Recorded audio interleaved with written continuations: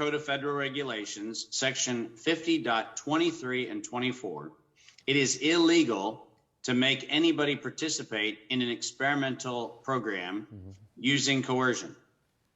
That is, in fact, how in U.S. law, we actually embraced in U.S. law the Nuremberg Code. So coercion is illegal, and we need to call it coercion. We don't want to call it leverage. We don't want to call it pressure. We want to call it the illegal act that it is. It's coercion.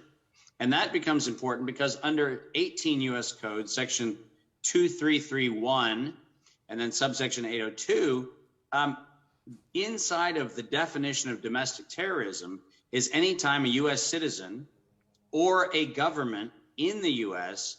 is forced to do something that it would not otherwise do. That's also not only coercion, but domestic terrorism. Now, this conversation and every other conversation, I encourage people to, in fact, take those two laws, and when they are met with somebody telling them they're supposed to get the shot, actually ask the person and record this. Use your phone, use a recording device, record the conversation, and ask if they are in fact violating 21 Code of Federal Regulations, section 50.23 and 24. Are you interested in doing a civil violation of the law?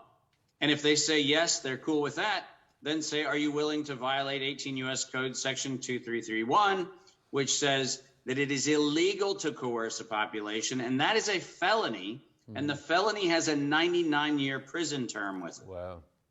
And so here's the problem. We need to arm ourselves as a big community to not only do what we've done, and by the way, kudos to everyone who has done the resistance up until now, but now we have to arm ourselves with the very weapons they're using and throw them back. I always say the metaphor for me is if somebody throws a hand grenade at you, pick it up, pull the pin out, and throw it back. They've given you the hand grenade, use it. What we need to be doing is we need to be informing ourselves, and most recently, Patrick, and this will be a punchline I get to at the end, but I just put all of the felony statutes and all of the felony evidence into a single document that everybody can use, everybody can reference, and just go to your employer, to your local grocery store, to your local theater, to your local school board, whatever it is, just say, hey, which one of these felonies do you want to be implicated in? Because all of them carry 99-year prison terms and up to $100 million fine. So, and that's $100 million fine for an institution. So it's actually a big deterrent. And as we have been manipulated and coerced as a population, we now need to actually take the offensive position and say, stand up, be informed, and provide the 8 felony counts that you can ask any employer, any business, anybody who's trying to push the mandate, which one of these felonies do you want to now be liable for? That's brilliant. And I like the idea of going on the offense. You know, I mentioned earlier, I think our last line of defense, or one of our last line of defense, are going to be the courts. You know, we got to get away from the executive branch. You know, we're very dysfunctional in our legislative branch, but the courts, you know, shooting down the mandate, you know, the Biden mandates, et cetera, I think they are our last line of defense.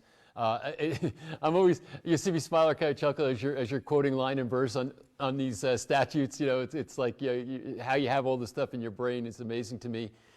Is there a way that people can get access to the documents you described? Well, there you go. I feel like I just entrapped you because I told you there is a thing. It turns out if you go to either of my websites, fullyliveacademy.com, that's Fully Live Academy, all one word, fullyliveacademy.com, or davidmartin.world.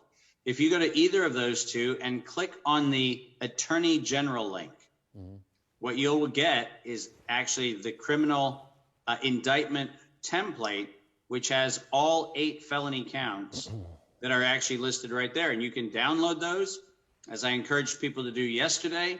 You can print them off. You can send them certified mail to your U.S. attorneys, to attorneys general in your state, to elected officials in your state, to school boards, to anybody who's doing a mandate, and say, you are now on notice of felony violations. And guess what?